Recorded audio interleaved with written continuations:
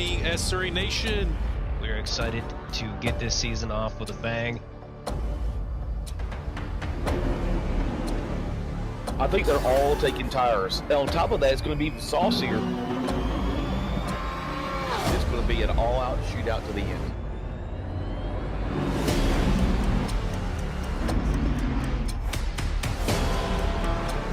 He's got line of sight on these guys. I commend you for the bravery. He's getting this close to the diffuser.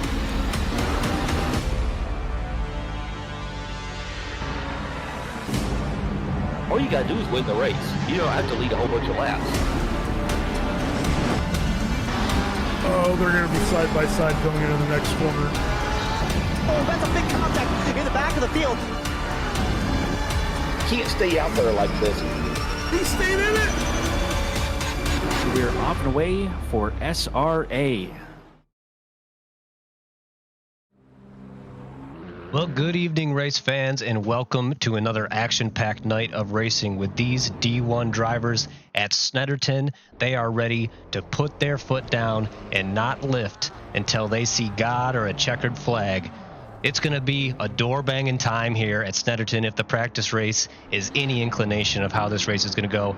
Very easy to make a mistake here tonight. Maxie, are you excited for tonight's action or what? As always, we get to sit through another week here of the D1 action, and I think we have a great battle shaping up on our hands already this season between Alvarado and his Honda and Manning in the Beamer for this year. They gave us a great show last time out at Kalami. I'm anxious to see if anybody else in the field has something to say about that, or if it's going to be another battle at the front between those two tonight. Absolutely. With that, let's take a look at the track they'll be banging it out on tonight. As mentioned, we are at Snetterton here in Norfolk, England. It's about 4.8 kilometers around, just shy of 3 miles. We got 12 turns crammed in there, and many of these turns are extremely challenging. Lots of braking while turning, very treacherous exit areas where you can get too much curbing or touch a piece of grass as you enter your braking zone. Lots of places to make mistakes, lose the car, particularly turns 8 and 9, very treacherous after a long straightaway, heavy braking zone while making the car turn left. Your trail braking skill is tested to the limit right there. As our drivers get out on the track and get things warmed up, Maxie, where are you looking for the most action tonight? So it's going to be coming out of the final corner. That is where you're going to put pressure on somebody and see if you can get them a little out of shape. Going into T1, the fast right-hander here we can see. Don't think there's going to be an overtaking opportunity there, but your goal is to unsettle them out of the last corner and into turn 1. For that big breaking into the hairpin, I think that's where we're going to see the majority of the moves, and if they don't get it done there, there's another hairpin coming up where you can try to put somebody offline. Fantastic. Lots of opportunity to see some great action tonight. Before we get to that action, we got a few people to thank. All right. Couldn't have this without our wonderful sponsors, so a huge thank you to our SRA sponsors and title sponsors for supporting us here at SRA, as well as support from DocuMind, a modern business solution for product management. Go to DocuMind.com to learn more today, and support from Retro Saga, a North American-based gaming company that provides accessories for your favorite classic systems, including Nintendo, Sega, PlayStation, and much more. Enhance your retro gaming experience today at retrosaga.ca. That's right, and we also want to give a big thank you to our affiliates, Track Racer, Armentario, and Go Setups. Track Racer lets you experience redefined gaming with high-quality sim rigs and accessories. Use code SRATE or SRATE at checkout to support us. Also, Armentario, a toolbox for ACC that will enhance your chance to win. Enjoy a fully customizable and enhanced heads-up display to change the way you experience ACC. Also, a big shout-out to Go Setups, premium esports setups for everyone. Use our affiliate link on our Discord to take your drive to the next level. And with that out of the way, let's take a look at some standings. As mentioned last week, Michael Manning and Alvarado had an epic battle for the lead. Alvarado in the end taking the fastest lap, Manning taking the pole and winning the race. That's why you see their score there, both boosted with an extra point apiece. Manning 110 points for winning the race, 1 extra point for taking pole. Alvarado 100 points for second place and 1 point for the fastest lap. Spangler there in third place with 92 points, and last season's champion, Travis Nordstrom, hanging back in fourth place. We could see him challenge for that lead tonight. He's been very quick in that Porsche around this track. Maxie, who are you looking for in the standings? It's hard to say after the just one race that we had to go off of and then coming back 2 weeks later. But I'm looking at Alvarado. I just think he has something to prove this season. So I'm really looking at him. But looking a little further back in the field for our silver drivers, actually, we have Marikai, Kelvin Lau, and Carpenter, who are all driving a very different style of car. We have the Aston Martin, the McLaren, and the Ferrari, respectively.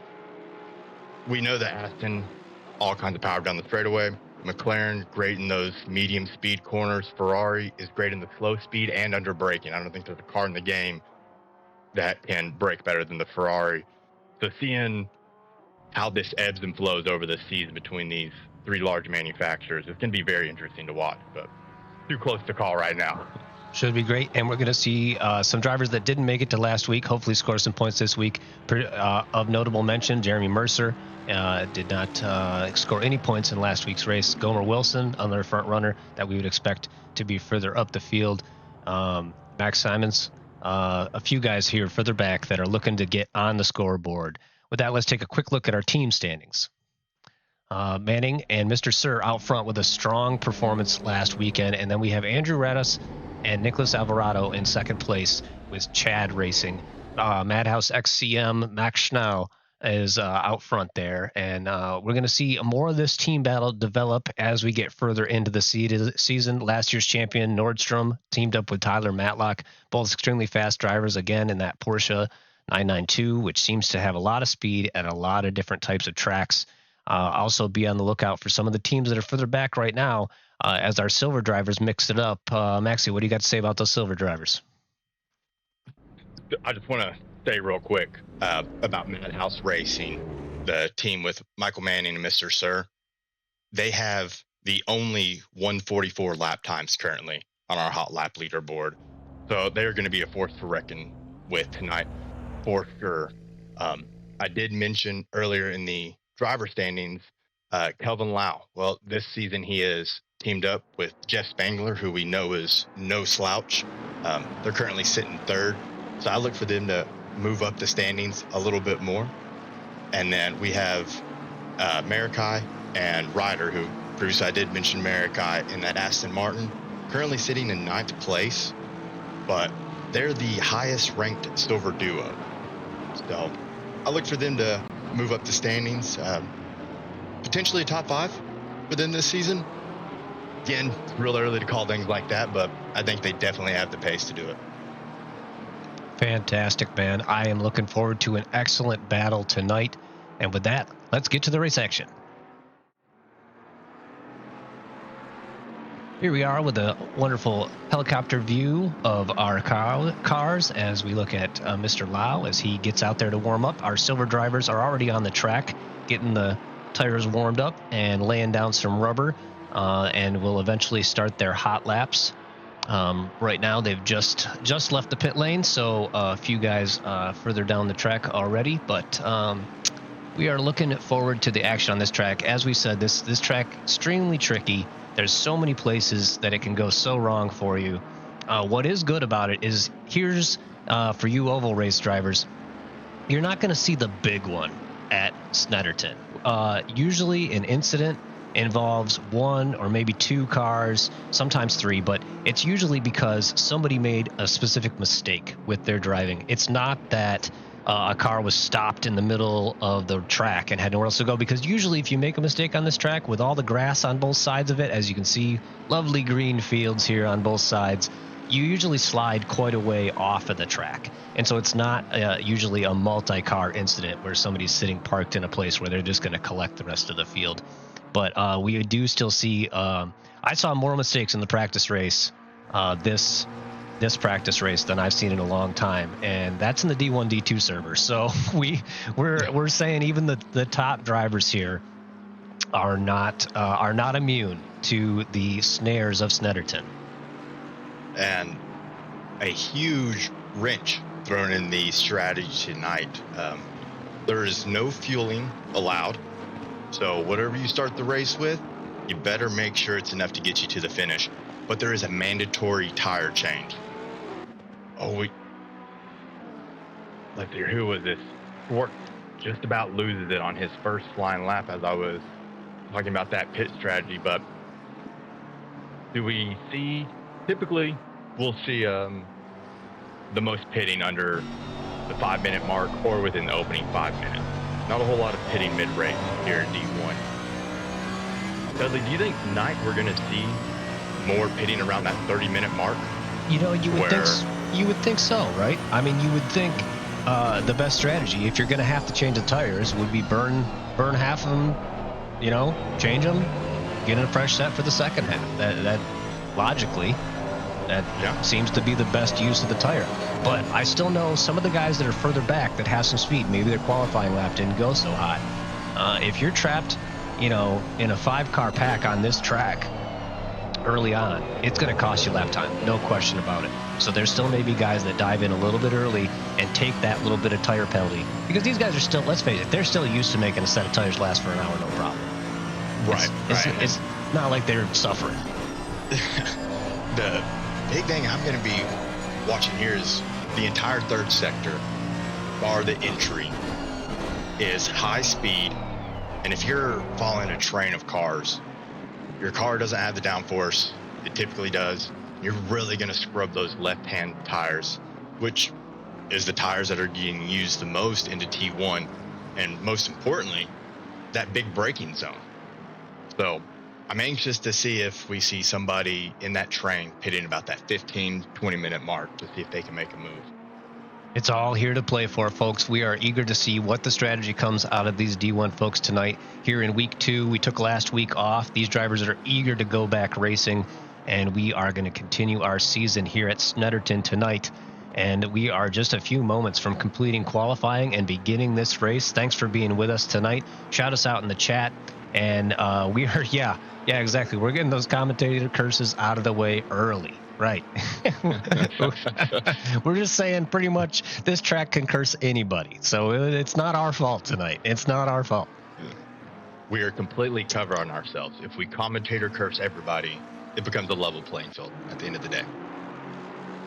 All right, let's get to some lap times here. Early on, Marecki's out front, and he's going even faster at this point, already down to a 146.3. And he lost a little bit of time now, but he's still about 0.3 up on that lap, and hopes to improve even further. He does seem to be losing quite a bit of that time now. He had a bad couple of corners leading onto this long straight, and that unfortunately just eats time away the whole time down the straight. And Mr. Durrance takes no hesitation to jumping back on the pole with our first 145 of the evening, a 145.96. So we're already in the 145s, folks. That didn't take long at all. Second flying lap already getting on for a second quicker than my best lap around here. And it looks like Mr. Crown has already found the ample amounts of grass around this track and has decided to check out the foliage.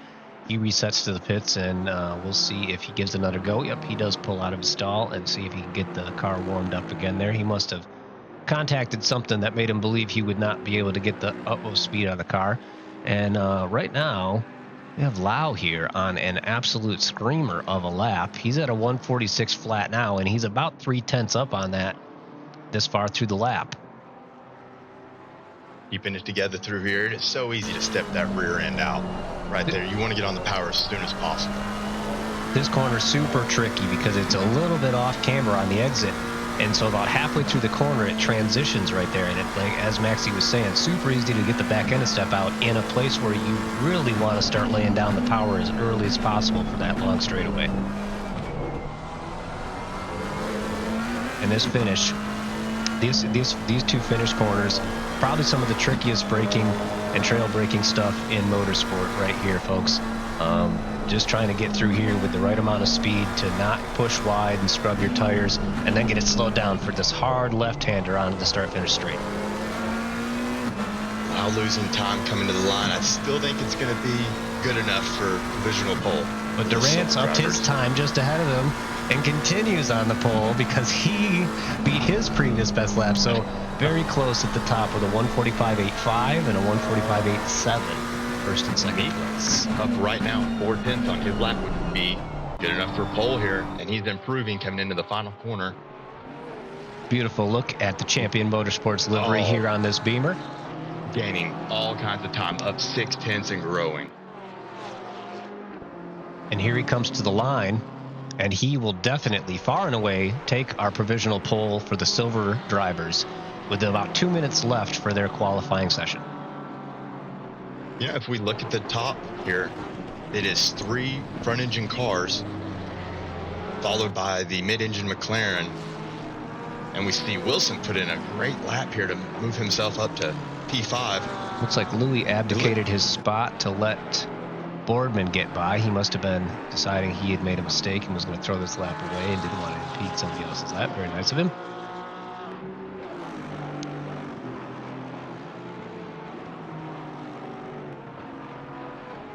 Smedo is also way up on his lap. He's currently at a 1:46.16. He's up by about 3/10 on that lap, which would move him up into second or third place, I believe. Yep, they probably put him right in second place. Danny Durant's giving it another go. He's a little bit up on his lap. Wilson as well, out there about 3/10 up, and so is Marecki. So these guys are yet to fight for it, folks. And this will be for the people crossing the line right now. So that is starting with Schwartz. Everyone behind him, this is going to be their last lap. So let's see if they can put in a little magic here as the track will continually get more and more rubbered in as we go. Yeah, we are at optimum status, but I just learned something this week. There is actually different levels of optimum track condition. So within the optimum track condition even, there is different steps of rubbering on the track, which I didn't realize ACC was quite that good of a simulator, but it apparently is.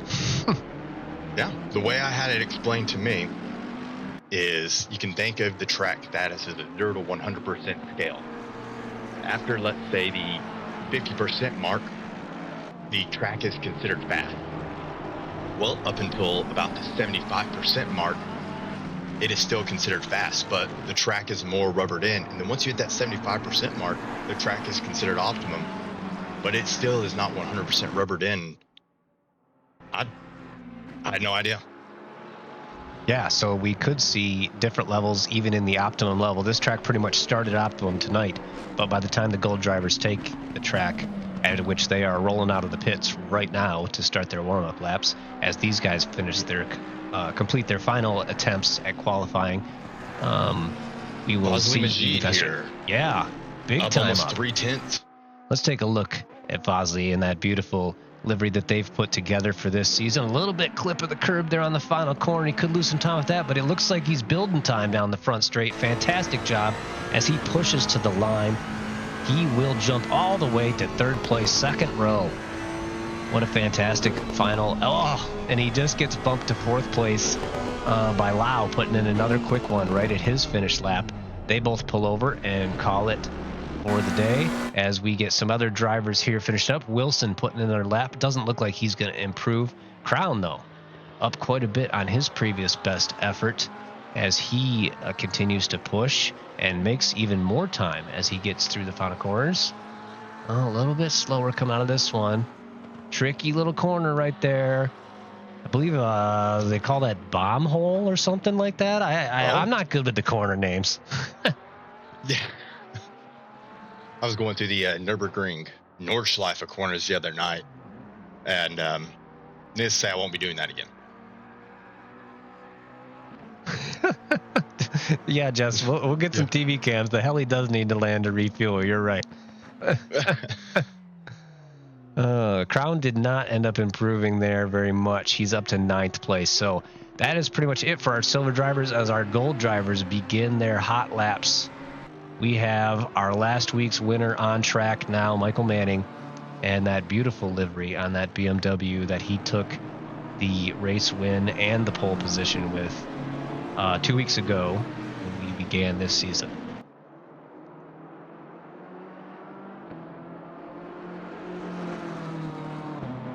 Let's see here. Could we go ahead and get a passenger on board to really see how tricky this braking is? Right through here, it's probably the hardest braking in the entire sim. It's braking from 6th gear down to 1st gear, all while turning the car. Yep, your trail braking technique better be mastered for this one, folks.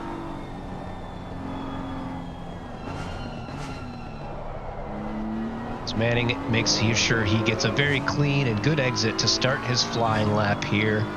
Maxie, why don't you walk us through the lap as the speedy Mr. Manning takes us around the track. All right, so coming up here to T1, we want to break down to about 4th gear here, not being greedy with the curb on entry because it will push you wide. Get on gas as quick as you can.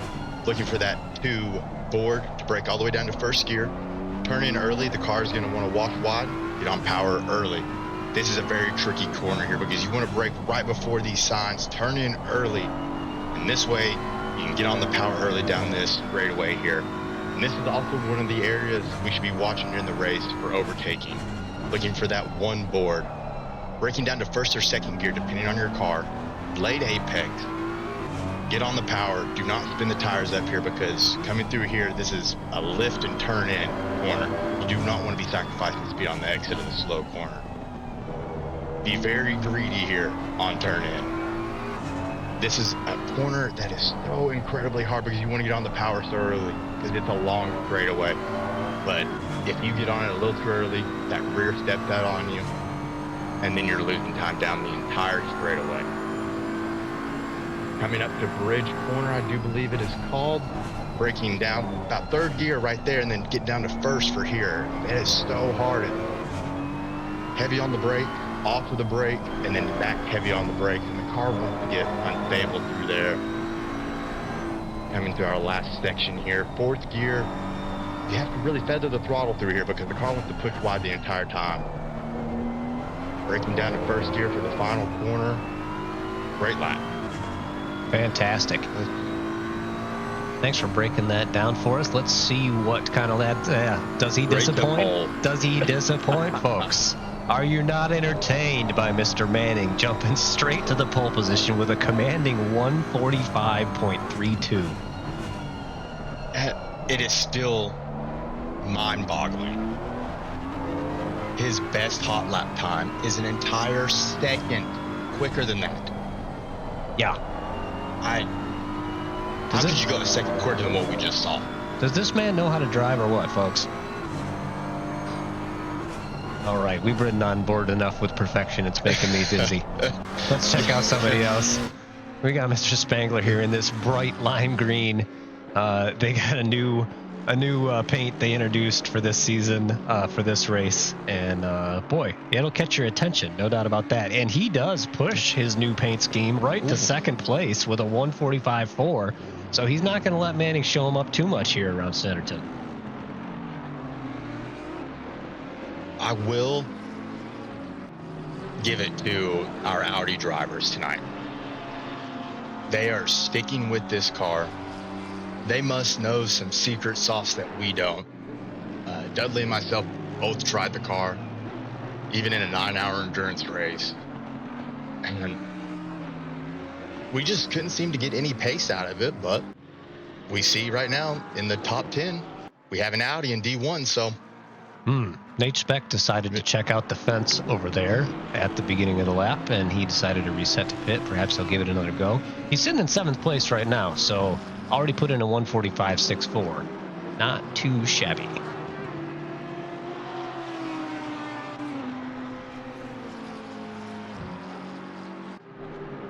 As Maxie was saying, Nixon here throwing the Audi around the track as he enters this perilous final section. with the many trail braking techniques that are required here. And as he was saying, through this last corner, he gets wide there. I believe that'll invalidate the lap, but if not, it's definitely going to cost him time. And through this final corner here, this long right-hander, during the race, it is so easy to scrub your tires and just burn up those left sides. Fortunately, tonight, everybody has to take a new set. So we won't see them babying those things through there, folks. They're going to be pushing it to the limit, and we're going to see a lot of action diving into that final left-hander where you got to brake. You got to find a way to get the car straight enough to brake heavy, and it's a very difficult braking zone. Very, very difficult. I'm loving the livery on these Audis, though. They look fantastic. It looks like The Witcher, I do believe, if anybody's a fan of the Netflix series and the game. And we have a new front row recipient with Robinson pushing his McLaren up in front of Spangler, just barely by 0.02 of a second. He put himself in front of Spangler. Wow, is that some tight margins or what? Spangler definitely has something to say about it right now. He's getting on for, you're about 2/3 through the lap right now. Excuse me, 1/3 through the lap, and he's up a 10th. So yeah, he is pushing. Needs to keep some of that. Now we do see Manning pretty much put the pole out of reach from everything we've seen from everybody else so far. A 1:44.75. Bill, let's see here. 44.375 was his best lap in the hot lap. So that's a little scary to think that he still has 0.4 left in that car. Unbelievable. I can't even. I mean, I've been sweating on this track for a few days now. Coming up, he's up 0.3 right now. He'll probably go to second right now. And sure enough, yeah, Manning's teammates puts him. They must have one dynamite setup on that BMW. My goodness. They were first and second in the hot lap. They're first and second in qualifying. So, wow, Mr. Sir is up 0.2 right now. Yeah, he got a good run there. Yeah, just was quick through that apex, which then usually costs you on the next straightaway. Spangler is not going down without a fight, though, as he continues to try to set green sectors here. Looks like Robinson pushed a little too hard as he tried to best his time. That'll probably pretty much call it quits for him, but he does sit in 5th place right now. We will see if there are other drivers that can improve, including this driver here, Coadromo, putting in a decent lap right now, already at a 1:45.35. I don't see here. Mr. Cran here is up a 10th on his time. That would potentially move him up into the top 5, but looks like Coadromo is the only one that is making a significant improvement on his time right now. Fimbres Casas could also move up quite a bit. He's up over a half a second on his lap, but he is currently in 26th position, so he would improve quite a bit by that, though, since our drivers are so closely divided. Even gaining a 10th on your lap could move you a couple of positions in how tight our qualifying is in these sessions. Yeah, I think, let's see here. I'm fairly certain it was first back to 30th. It could have been 33rd or 35th, something like that, in the D1 race 2 weeks ago. First race of the season was covered by 1 second. That's incredible. That's not even a 10th separation between cars. So Dromo does add a 10th and does bump up to 5th position. Sorry, subtracts a 10th from his time. And Fimbres Casas also got in that lap and did move himself all the way up from 26th to 12th. I don't see any other improvers on the screen, and that will pretty much be the end of our qualifying session, as once again Mr. Manning sticks himself on the pole, this time by a pretty wide margin, folks. For the kind of seed racing we see here in D1, to be 0.36 up on second place is fantastically fast. Yeah, I mean, even over your teammate, who most likely is running a similar setup, if not the exact same setup. So to put getting on for 0.4 on your teammate is incredible. So there is your lineup, folks, your top 20 ready to start this race. And we are going to go ahead and get a first-person view as we prepare to do our track walk for the evening and get a good look at anybody that has updated their liveries. The pole position starts on the inside here at Snetterton as we have these lovely liveried BMWs dominating our front row. Maxie, walk us down. All right, let's see here. We have the two teammates starting tonight. First place, Mr. Manning. Second place in a BMW, Mr. Sir. Followed by our front and mid-engine car of the night with Jeff Spangler and his McLaren starting third. Travis Nordstrom, last season's champion, starting fourth.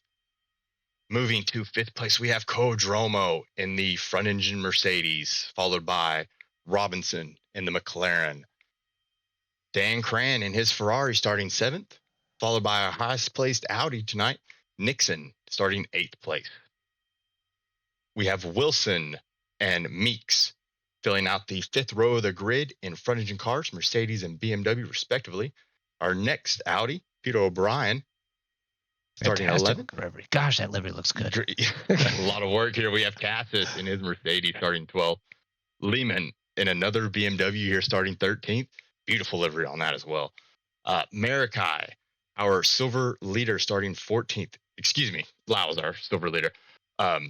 Starting right behind him in 15th. Nate Specht in his BMW starting 16th. Mercer in his Aston Martin. Flemminger in his Ferrari starting 18th. 19th, we have Vasquez in the Mercedes. 20th place, we have Fazli Majid in that beautiful Ferrari. That is gorgeous. We have Wilson starting 21st in his McLaren. Durant in the AMG Mercedes starting 22nd. Wheeler in the BMW starting 23rd. Tomato and Crown in the McLaren starting 24th and 25th. We have Ryder and Draviz, I hope I said that right, in the Aston Martins starting 26th and 27th. We have Rust and Boardman in the Porsche starting 28th and 29th. In 30th place, we have Schwartz in the McLaren, followed by Williams in the Mercedes starting 31st. Then we have Louis and Brooker Quick starting 32nd and 33rd in the Porsches. And I apologize. Carpenter. I screwed up the camera. Oh, no. So Carpenter starting 34th in the Ferrari. And coming up last tonight is Simmons in his Porsche, but he's a goal driver. I'm sure he's going to be moving to the front pretty quick. So it's kind of 2x2 there. Almost Noah's Ark style. Yeah, let's not shortchange these guys. Let's get a good look at them from back here as they pull away from the line. And sorry about that, guys, that I forgot to disconnect the camera from the lead car when I left it, and it started moving on me. So great pictures of you guys this evening. Look forward to seeing what you can do out on the track. Thanks for that track walk, Maxie, and we look forward to you counting down all the action with me tonight. This is going to be one heck of a race, folks, because this track will not disappoint. There are so many overtaking opportunities. If you want to take them, you got to be bold about it, and it's going to be tough.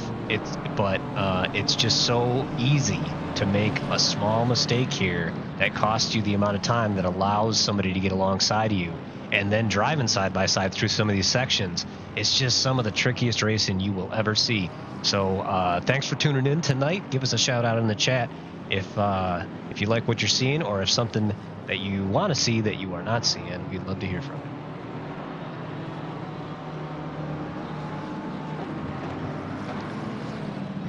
I'll be focusing here on about 20th position and back. That's usually where we start seeing the worst of the accordion effect, and I'll be sure to jump in if we see some contact or if we see some brilliant overtaking here into these first few corners. But Dudley, you take us away here on what's happening at the front. All right, we're going to bring up the pip so we can hopefully get some of that back end action at the same time as we are watching the front runners take off from the line, and hopefully we can kind of simulcast both of those for you guys and not be too distracting with either one of them.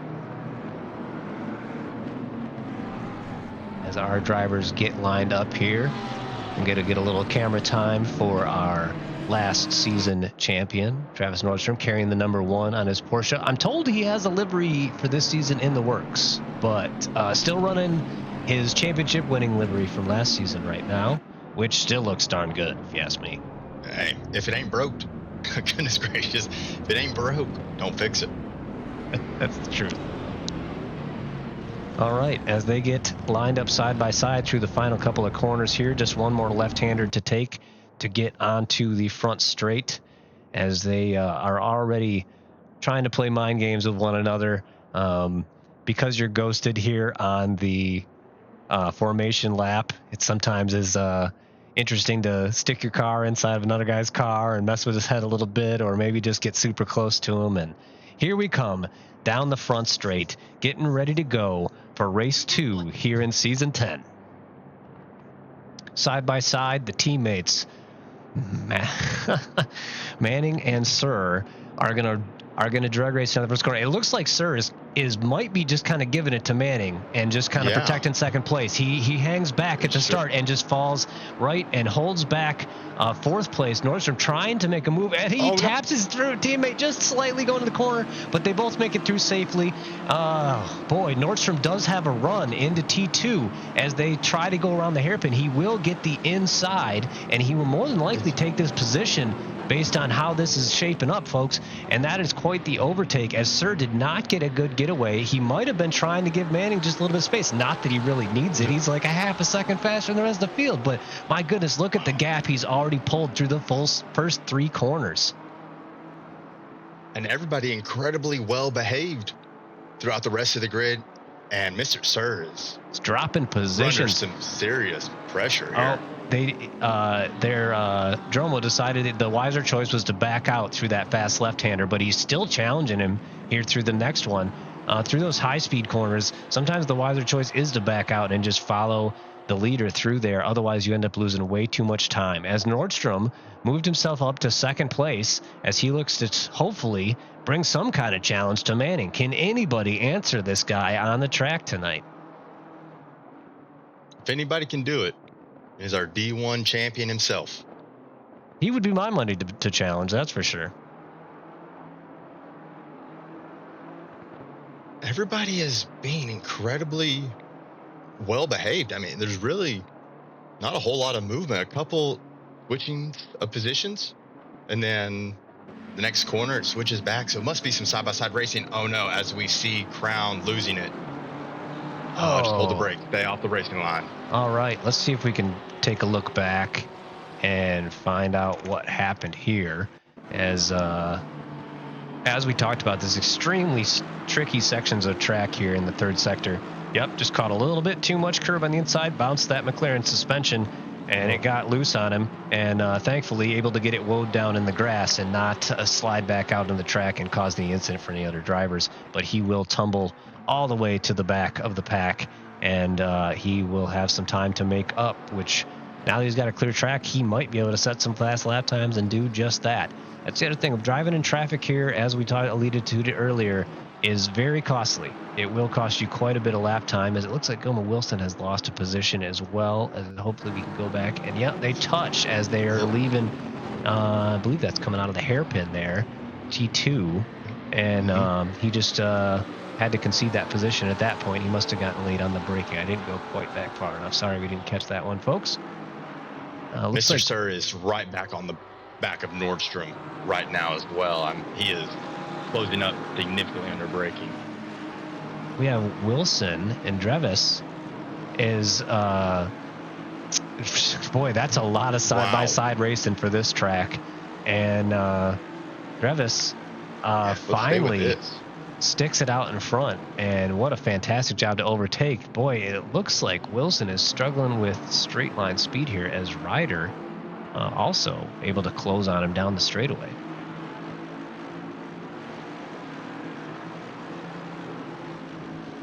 These beamers, I'm just watching Mr. Sir here all over the back of Nordstrom as Manning is checked out. He's 3 seconds up the road. But no doubt. He just everywhere. He just pull away down the straightaway. Yeah. Yeah. It's incredible. Even in the high-speed corners. Look at the time he just made up on Nordstrom right Yes. there. Nordstrom did not have a great corner, but geez, he gobbled up time on him. They get so backed up behind Nordstrom in the hairpin that they actually touch bumpers and play a little bit of pinball with Mr. Sir's Beamer for a minute. Wow.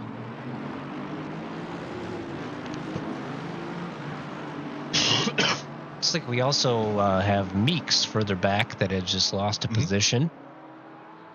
I was checking in on that real quick, see if I could figure out what happened for you all. And Mercer as well seems to be losing a position to Marecki further back the track. As they, as I said, you make a small mistake here and get just a little bit offline, and if the guy behind you is close enough to dive it inside, you really have no choice but to concede the position here.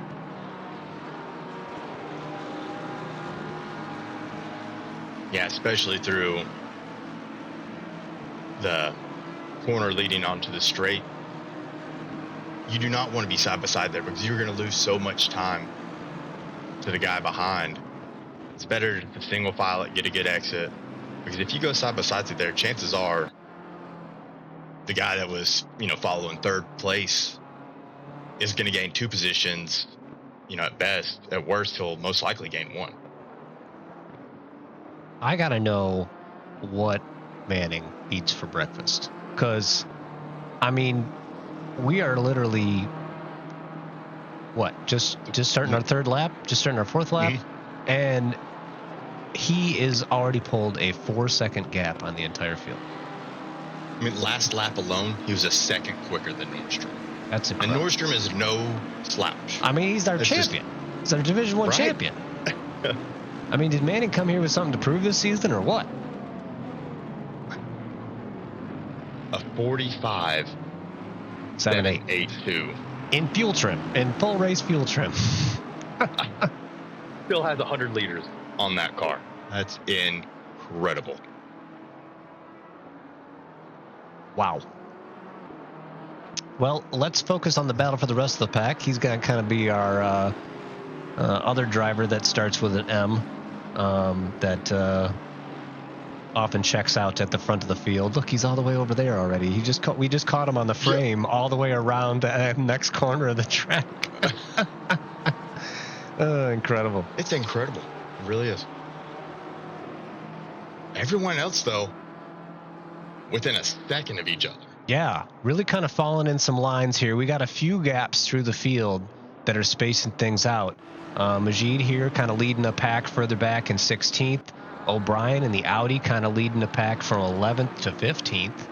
But basically from Nordstrom all the way to 10th. So your entire top 10 are still all within a second of each other up here.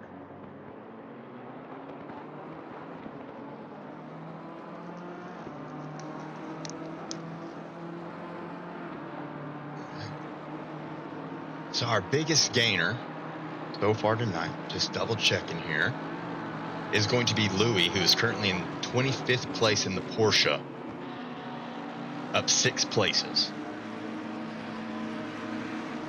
I think he's going to make up a few more because he's already over Wheeler in front of him. So, guess Wheeler didn't get the setup that, oh no, did he get a bad exit? Well, Sir keeps getting such a good braking and turn in on that hairpin that Nordstrom backs him up halfway through it every time, and he pretty much has to get hard on the brakes to keep from tapping into the hindquarters of that of the Porsche, and that makes Koa pretty much. It's the stack up effect when a car brakes hard in front of you and you're already that close. He's having it. Oh, and Koa gets wide on the curbing, and unfortunately, he is going to fall. So easy to do it there. Quite a few positions. Let's take a look at that again as he was stacked up in this group and went to get on the power nice and early through this fast left-hander. So easy to try to carry as much speed as possible, and the rear end's already loose, and you get out on that curbing, it starts to bounce, and it comes right around. He's fortunate, actually, he didn't slide the whole way across the grass. So many times you get out there and that grass just seems like ice. You just scoot all the way across it to the wall over there. He recovered it. Let's see here, down to 19th. So that's wow. Quite a few positions dropped, but it doesn't look like he has any damage to the car. So Hopefully he can get some fresh tires later in the race and try to stage a comeback. And I can't help but wonder, do you think Nordstrom is intentionally taking the first hairpin in a cautious manner to ensure he gets a good exit? Well, let's take a look here. We're riding on board with Sir behind him, who continues to get so much better braking and turn into that corner, and he just closes right up on the back of that Porsche. It almost just seems like it's effortless for this car around this track right now with the setup that they're running. And boy, he got way It out looked wide like of the curve. Nordstrom was braking all the way to the apex too, so I don't think there's any games being played here. I think Nordstrom is just on the limit right now. Yeah, he's even a little wide on the apex. He's definitely pushing to try to stay ahead of Mr. Sir here as the battle for second place is on.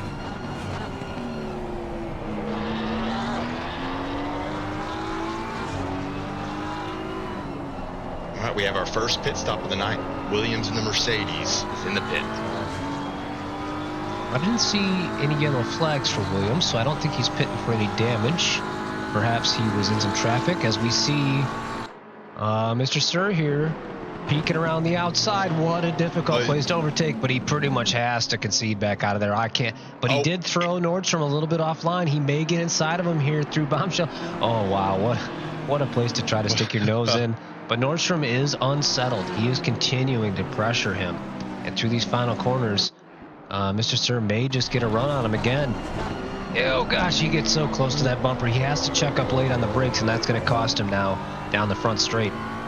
The differences in the way these two cars are handling the corners right now is making it really difficult, even for an A-class driver like Mr. Sir, to find a way to overtake that Porsche.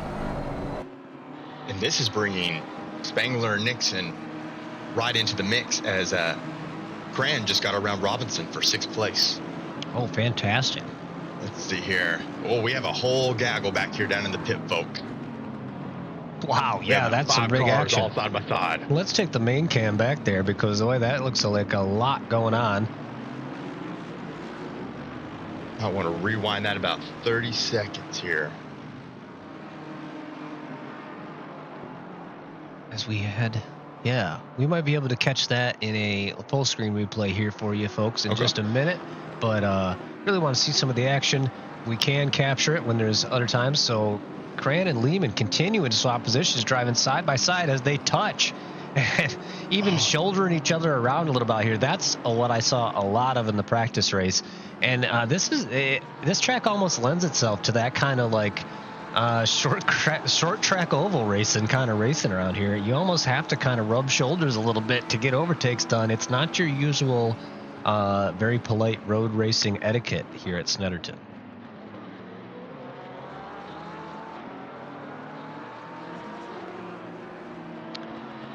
We are going to take down the pit for a minute, so hopefully we can get a replay together for you guys here.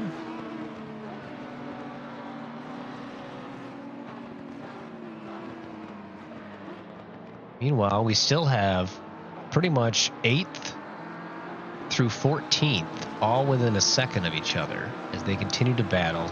And of course, as Mr. Sir continues to try to find a way around Travis Nordstrom for that second place position, as Manning just continues to build the lap. He's up to an 8-second gap out front.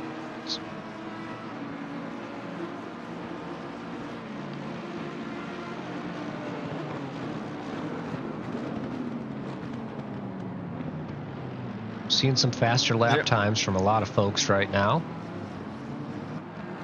I do believe there might have been a bit of a glitch in our telemetry. I've watched the whole previous lap, and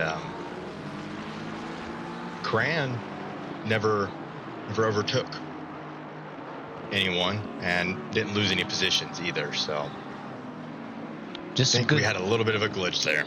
Good side-by-side racing oftentimes will, as soon as one car pulls out just even a little bit, it causes the race control that we're using to register a position change. So a lot of times that'll pop up on our screens. Oh, we have a off track here again from Ryder.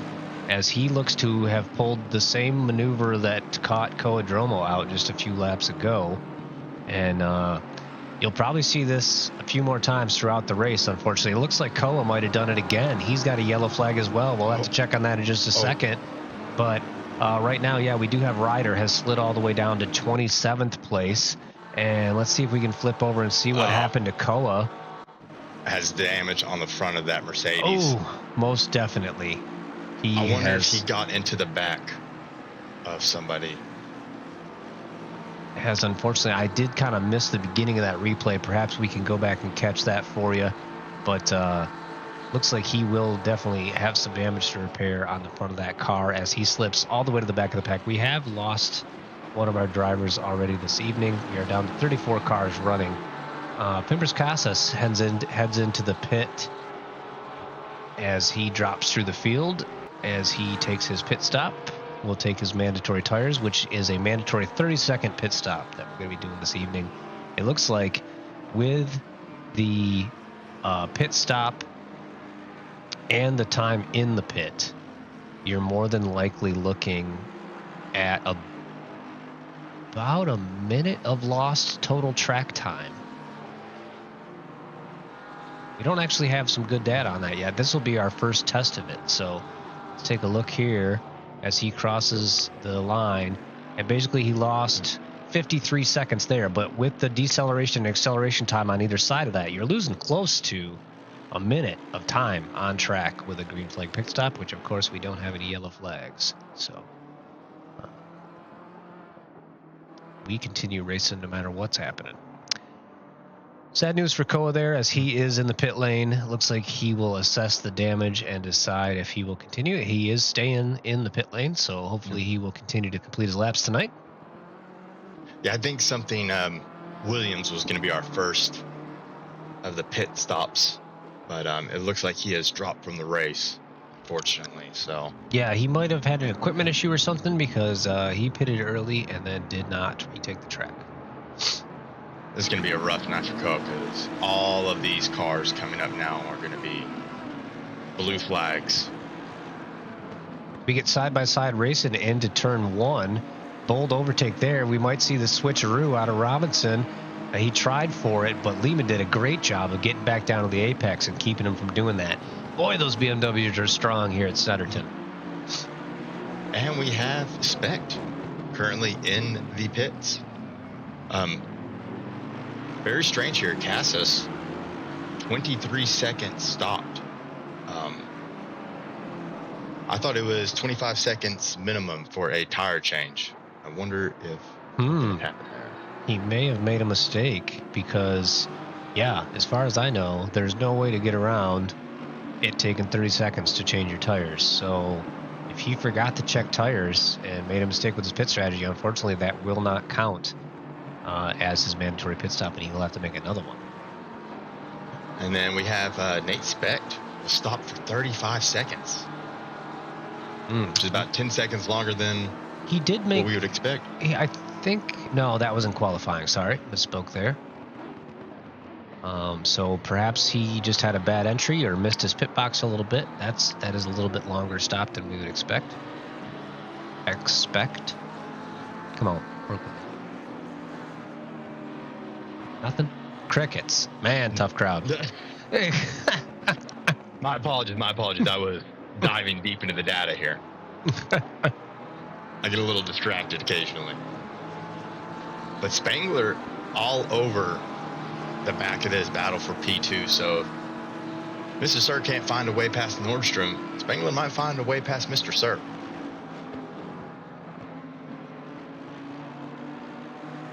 No doubt.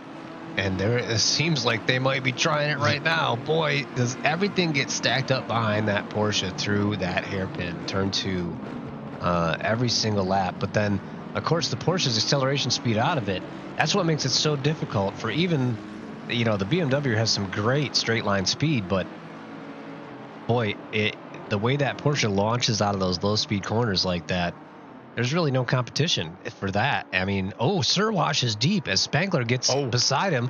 He rejoins the track, and Spangler decides the best effort here is to drop back in line. but he does Let's see continue to here. catch him to the next corners.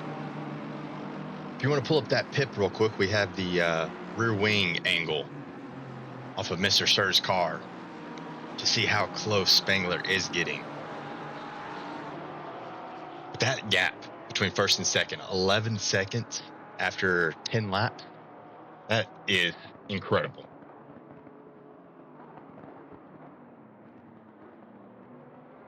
Yeah, fantastic stuff out of him. I mean, he has found another level on this track. That's insane how far out in front he is. I mean, look at the track map. I mean, it looks like he's on a different lap.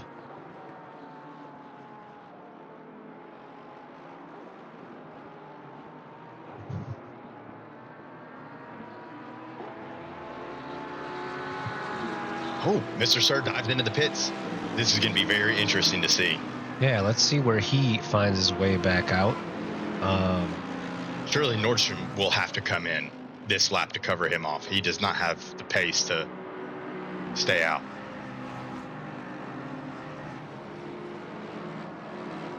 As cars continue to go by, he will be stopped for about 30 seconds. We'll try to find some action here as he is stopped, as Nixon continues to try to pursue Spangler out here for third place. And we'll just keep a timer on how long we've got Mr. Sir sitting in the pit lane. We continue to watch him on our picture-in-picture. We have a few people, though. Marecki Carpenter followed him in, and then we will see how far back they come out. But to me, it's a little bit strange. 32 seconds stopped. Wow. So he's stopped at about the 20-minute into the race mark. And while I tend to see the strategy there, though, because that first 20 minutes when you got a full tank of fuel, if you push hard, you're going to burn those tires up. But now that you've burned quite a bit of that fuel off, getting the fresh set of tires now, you can make them last till the end. And if you get a good window right now where you see, hey, I'm going to come out in a spot where I can make some time. And he probably felt like Nordstrom was holding him up. I mean, it looked like every braking zone he was having to check up harder than he wanted to. Let's see here. Nordstrom is coming into the last corner now. We're going to find out very soon if he's going to cover off Mr. Sir, and he is. So doing exactly what he has to. Into the pit lane. There he goes. I will pull up Mr. Sir here. As Nixon assumes third place behind Spangler. About a second off of him. All right, about another 20 seconds or so in the pits. Looks like Vasquez might have lost a position here to Wheeler as well. We'll try to bring you all the action here. Wow. Going side by side through this section. Super risky. Still tries to stick it in on the apex there, but just can't get as good of an exit. And Wheeler completes the pass. That's fantastic driving out of all three of those guys really there to not cause an accident. As Nordstrom is leaving the pit lane, Mr. Sir comes out of the final corner, so wow. Managed to stay ahead by almost gained some time almost. Well, let's see. Still not up to speed here. This first corner being such a high-speed one, the gap can close really quickly, especially since with the mandatory tire change, you're coming out on cold tires. Those have no heat them yet. So, sure enough, he washes wide into the hairpin, and so does Mr. Sir. Unfortunately, he kind of followed him into it. It's easy to do. So these guys are basically your first and second place we are watching here. Even though they're far down, you can see that they are the first of our green tiled drivers on your standings overlay. Green tiled drivers have completed their pit stop. The ones with the yellow and the number 1 in there still have their pit stop to go. Yeah, so it's about 52 seconds for a pit stop. Of time actually in the pit lane, but you still have to count that you have to slow down and speed up on a place where normally you would just otherwise be going flat out.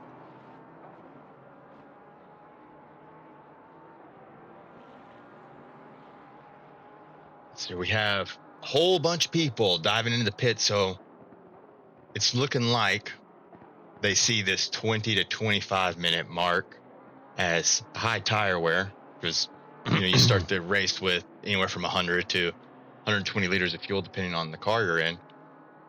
So I'm assuming they think the tires are going to fall off more in that opening 20 to 25 minutes, and they can make them last for the remaining 40 to 35 minutes. Yeah, I think that must be the strategy. And boy, that's interesting that Mr. Sir was not able to close the gap or even overtake Nordstrom here with that pit strategy of trying to undercut. And so the time stopped. Nordstrom was stopped for 31 seconds. Mr. Sir stopped for 32 seconds. But they both had 52 seconds in the pit lane. Well, no doubt about it. Mr. Sir is closing that gap right back up. But it's so difficult for that BMW to get the overtake done on the Porsche with that Porsche's acceleration out of the slow corners.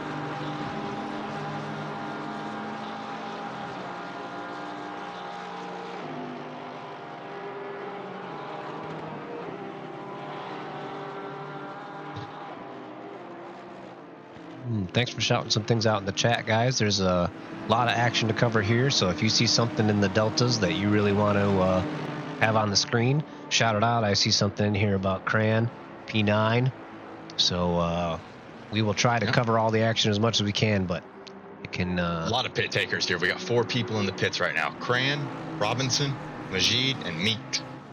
Yeah, and they were all in a very tight battle. Everybody's diving to the pits. Puts Lau in P5 now, still yet to pit. As yeah, a lot of people about halfway through, as we expected, a little bit before halfway through, which makes sense. Like I said, you're burning off that fuel. Your heavy fuel load is going to do the most damage to your tires, have the most wear. So get those off of there. Get some fresh meats on there with the lower fuel rate, and now you should be able to get some more speed out of the car. Crown back here as he continues to pursue Carpenter way at the back of the pack. And Lau, oh no, as just as he assumes 5th place, he does the same move. Like I said, you're going to see a lot of this tonight, folks. Unfortunately, this corner is so treacherous. You want to carry as much speed through here as possible, and if you get it just a little bit wrong, this is what happens. Oop. Yeah, he's going to have some damage on the right-hand side of that McLaren. It's going to cost him speed down the straights. He is yet to pit, so he will have the option to repair that during his mandatory tire change stop. Yeah, with that kind of hit, this was a different sim. He might not even have enough time to pit and rejoin the race. He would add a toe back to the pits, no question about it. You go wheel damage all over the back of Vasquez here. Oh, yes. Yeah, you're going to have to drive at your steering wheel at 90 degrees to go in a straight line. That's right. As we see Smedo drive in to the pit lane, and that leaves Nixon still yet to pit up to 3rd place. Spangler still hanging strong out there with no pit stop yet. 2nd place, but now 15 seconds behind our leader, Michael Manning.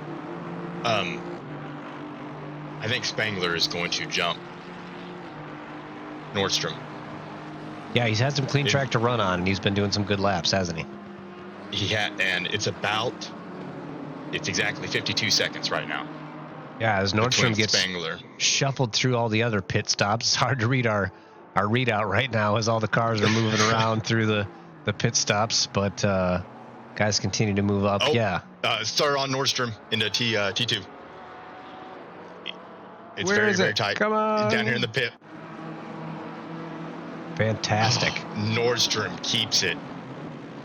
Wow. Incredible. They were side by side under braking. Let's see if we can go back and get this in the full screen replay.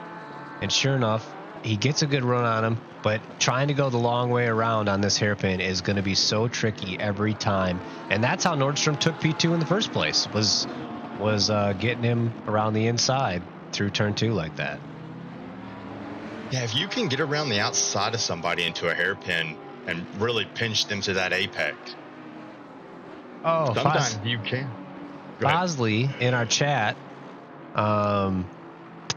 fortunately, he said the pit limiter didn't work the first time he pressed it. Sorry to hear no. about that, man. That's a major bummer. And yeah, that will cost you a major penalty, which it looks like you've decided was enough racing for you tonight. Thanks for joining us in the chat at least, man. And hopefully this can be your drop round and you have a better race next week.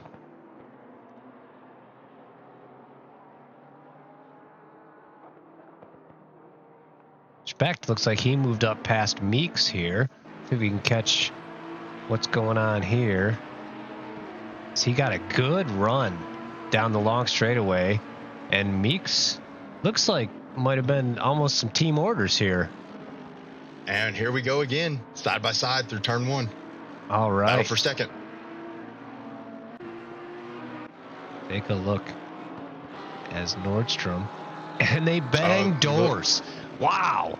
And he's going to try to go around the outside again, not giving any quarter. Nordstrom is not giving any room as we continue to get Sir just very held up and angry that he is stuck behind this Porsche.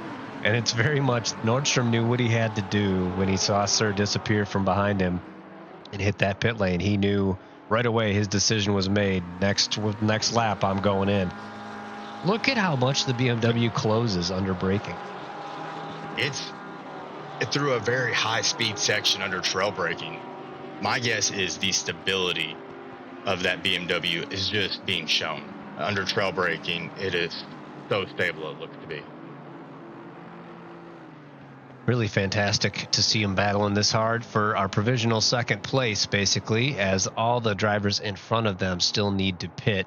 Manning in no danger of being overtaken, but Spangler finally pulls into the pit. So does Wilson. As they're dropping down the standings, we will see where they come out. Spangler, we're going to be very anxious to see, could very much come out in front of the two people that you see in your picture-in-picture down there in the corner of the screen.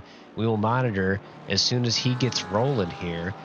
It's quite possible that he will take over second place because he was having some clean running. Here they come out of the final corner. Spangler's off the jacks. It's going to be close. I don't think he's going to be able to do it. He's down and rolling. He is not going to do it. No. Very interesting, though. We saw the off-track excursion by Lau, and he immediately came into the pits. I assumed he was going to fix some damage, but it doesn't appear so. He was stopped for 33 seconds, but that looks to be the norm here. It's very strange why they're being stopped so long. We can't figure it out because they can't take fuel. I do recall just now when I was getting a little practice in just before our broadcast this evening. The pit lane where the pit stalls are is actually really, really bumpy. And so it's very possible. It's very possible, especially with, still full fuel and guys really running the tires hard. Yeah, I think maybe people are missing their pit boxes just by that little bit. And that's usually about the penalty you take, 2 or 3 seconds for them to move your car and get it on the jacks. That could be what we're seeing.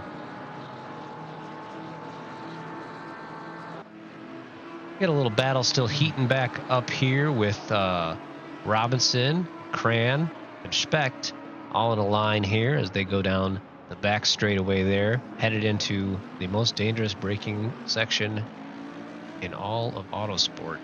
Well, I don't know if I can say that, but it's pretty dang dangerous. Michael Manning in the pits. Let's see what our race leader can do. Yeah. Oh, excuse me. He is already exiting the pit. 35 seconds. Oh, go ahead. Sorry. Specht got all out of control as he was all over in this pack that we were just watching. Sure enough, gets it break down, but he gets all over the back of Robinson here as Robinson kind of clipped the curb on the inside, and then going through the high-speed right-hander, he washed a little bit wide and just got a tiny bit on the grass, and then snap oversteer back to try to save the car. But he does recover it quickly, gets back on the track, and he only lost a few positions there. So hopefully he can make them back up. Manning comes out in third place even after his pit stop, with Simmons and Quigg in front, still yet to pit.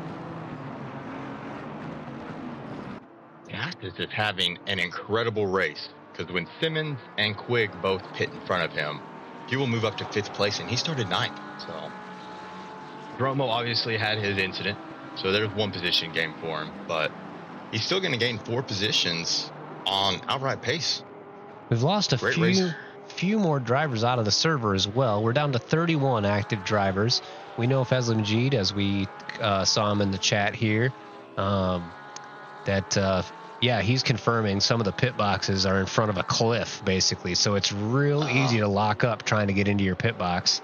And Fazli, unfortunately, had the problem with the pit limiter as well, and did not want to suffer the humiliation of driving around with that penalty for the rest of the evening. Totally understandable. Glad to have you in the chat, Fazli. Hopefully better luck next week.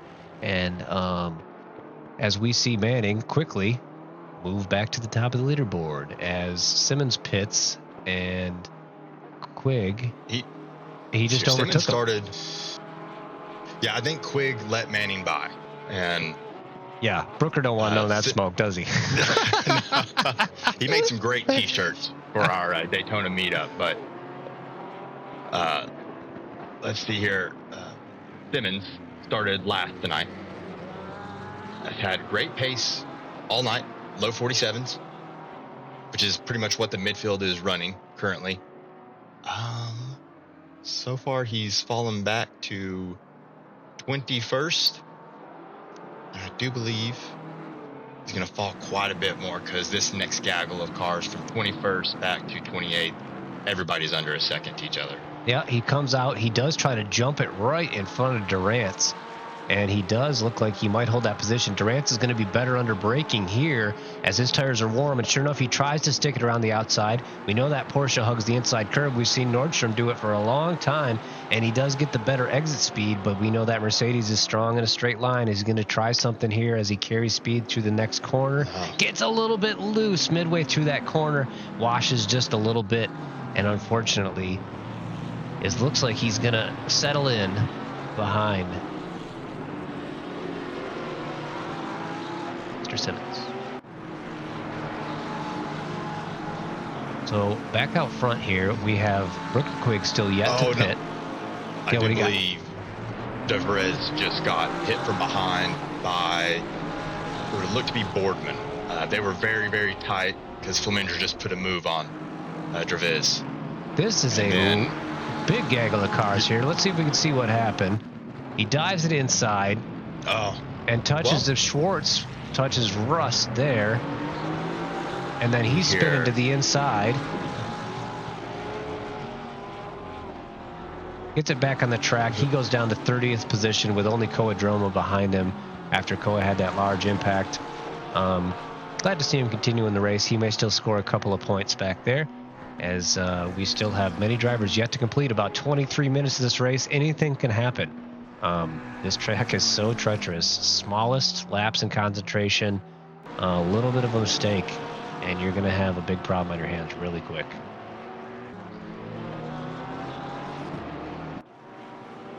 Mr. Sir still back, beating on the brick wall of that Porsche in front of him. He's not nearly as close at this point. He may be biding his time and seeing if he, because if he runs right under the rear bumper of that Porsche for too long, he will smoke those tires from just a little bit of dirty air, less downforce. But man, that BMW does seem to be faster in so many spots, just not quite all the right ones to make an overtake on this very tricky track. And it's a very frustrating track too, especially when you know you're faster than somebody, but they're just as quick as you, maybe not as quick where it matters, and they just can maintain that gap, but everywhere else on the lap you're right under their rear wing, can't make a move, and then they just eke out that they match your performance really in the overtaking areas. That's one of the most frustrating things about racing, but it's where racecraft really starts to play.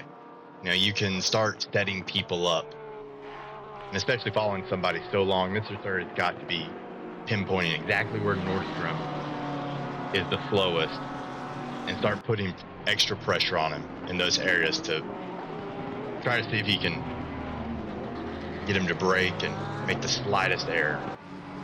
Yep. That's it. It's like a chess match at 100 miles an hour, folks. If you can set it up 3 corners ahead of time, that you're in his head, he's a little bit off the line, and he sees you coming. That's where the passes are made in a division like this.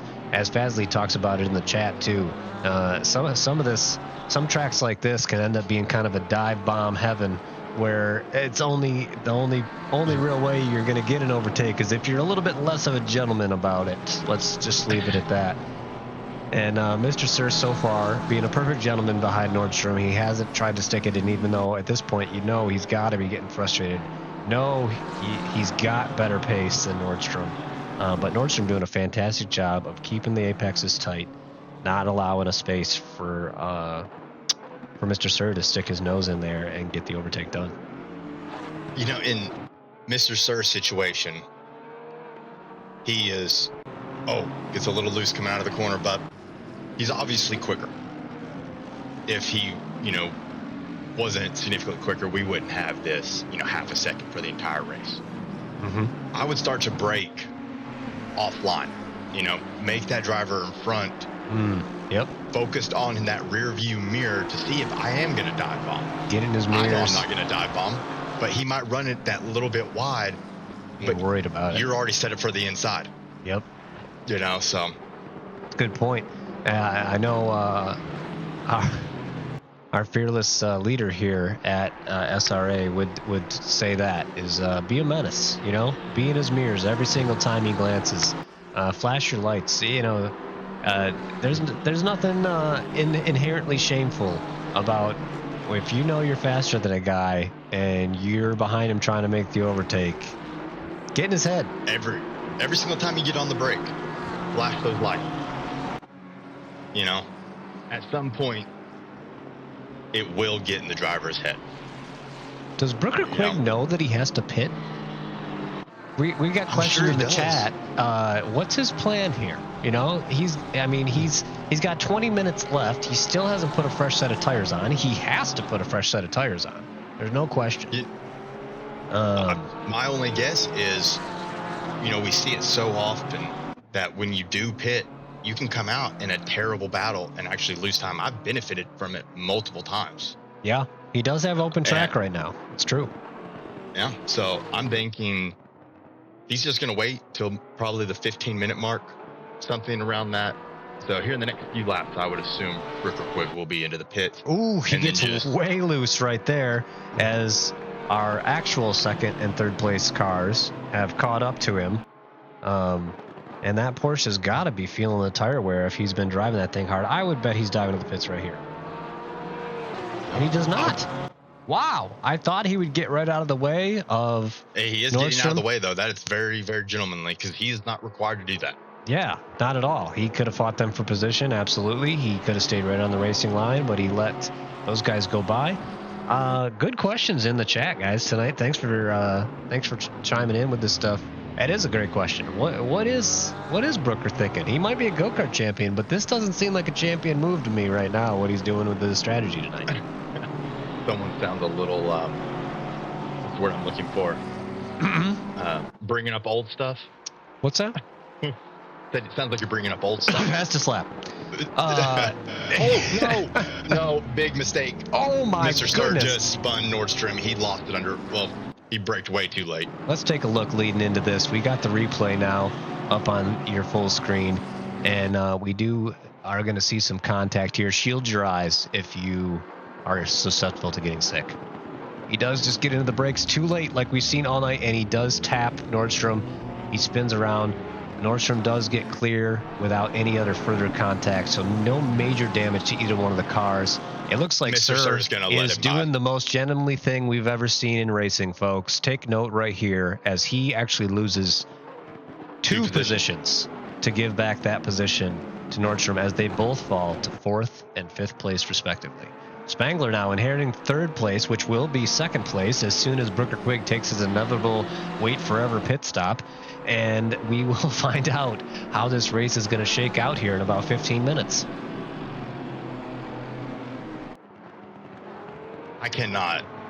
I know I talk about it all the time, but the respect that you get at this top level of racing in D1 here at SRA is you wouldn't get that anywhere else.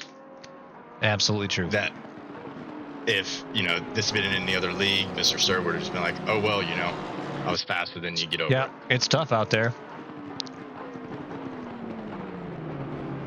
As Brooker continues to move over for these faster drivers.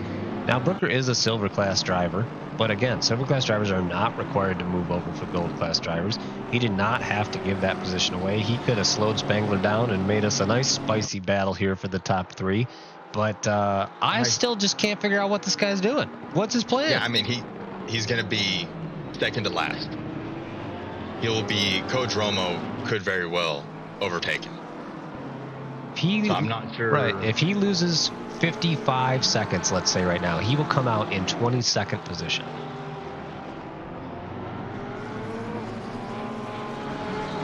Which is what you're going to lose basically in the pit.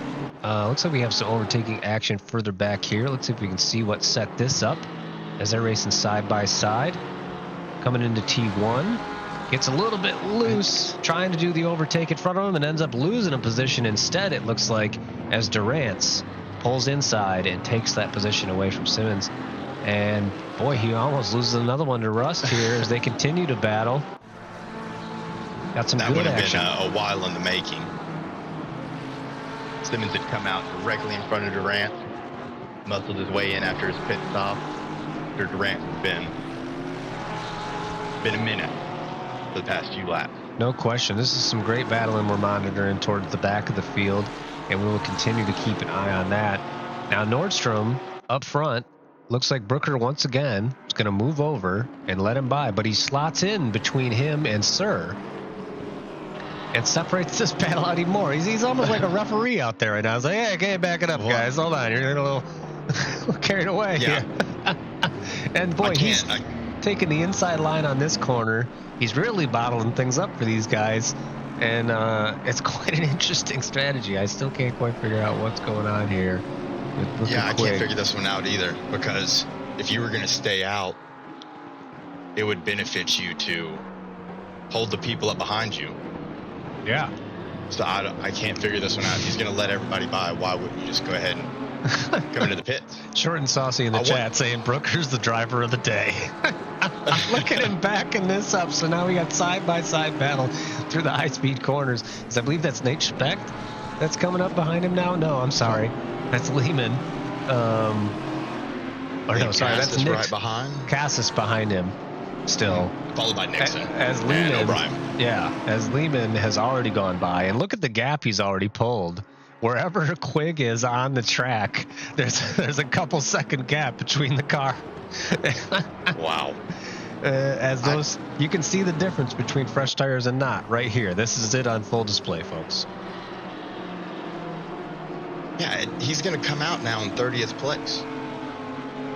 I cannot figure this out. Bosley's saying Brooker's trying to increase his safety rating.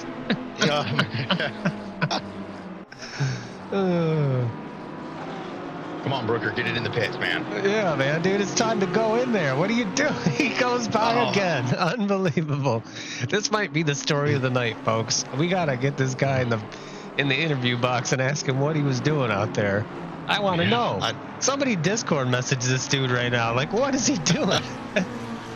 I even double checked the pit stops to make sure, he didn't come in and it didn't count. Because we do, yeah. So he has not been in the pit. Let's take a look though, because I know yours kind of got reset there for a minute. So let me take a glance. And nope, sure enough, there is no pit count counted for him. Now, it is possible that you could pit and not fulfill your mandatory pit requirement, but it would still count as a pit stop on our telemetry. So he has not entered the pit lane one time this race. He is up 24 positions from where he started, but unfortunately he's going to lose more than 24 positions when he does inevitably come into the pits. Yeah, man. I cannot.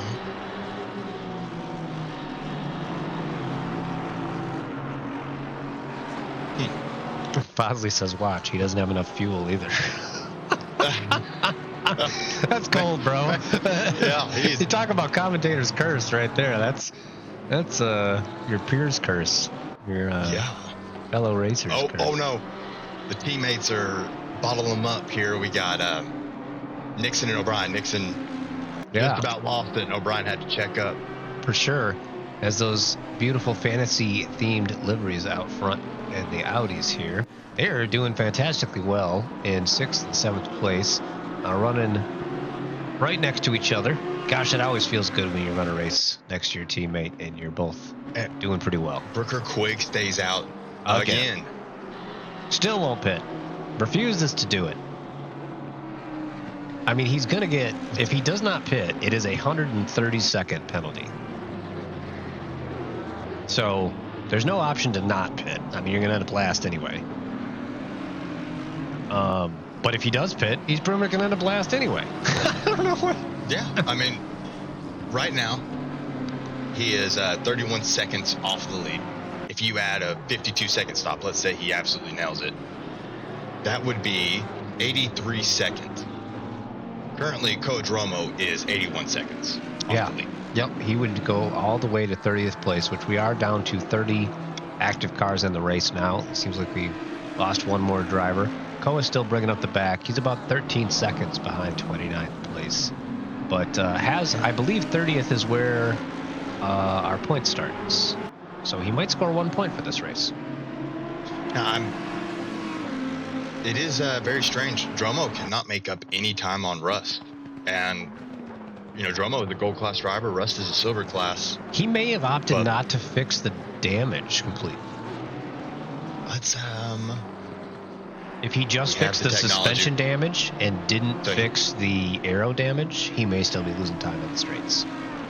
He was stopped for 58 seconds. So that sounds like all damage repaired to me. I would think, yeah. I can't imagine he did more than 22 seconds worth of damage to that car.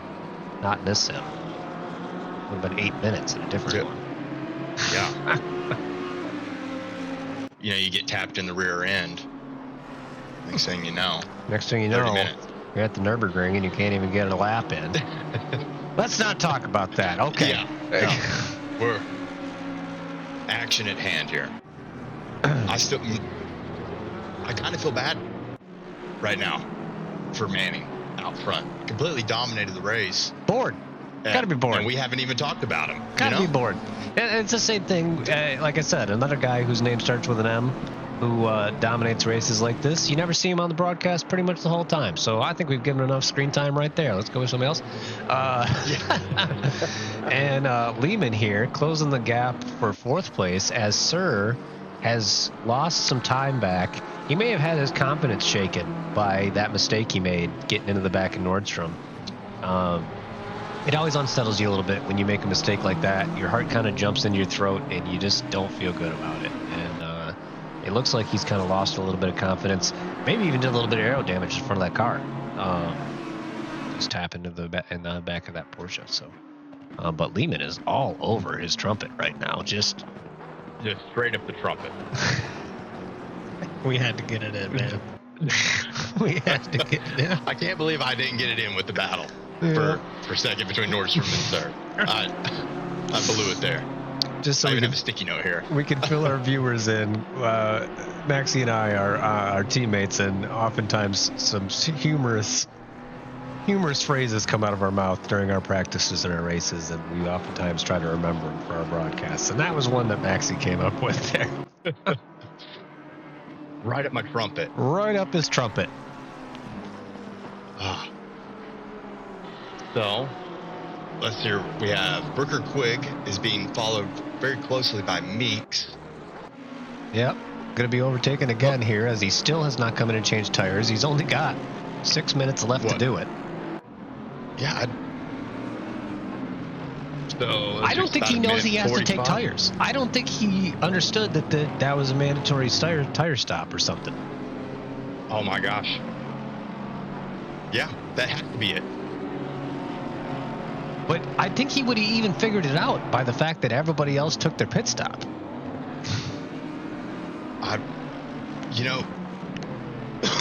Even with the telemetry that we have, it won't show us, how long somebody was stopped. It'll show us what lap they stopped. It'll show us if they switched tires and what lap they put those on at. But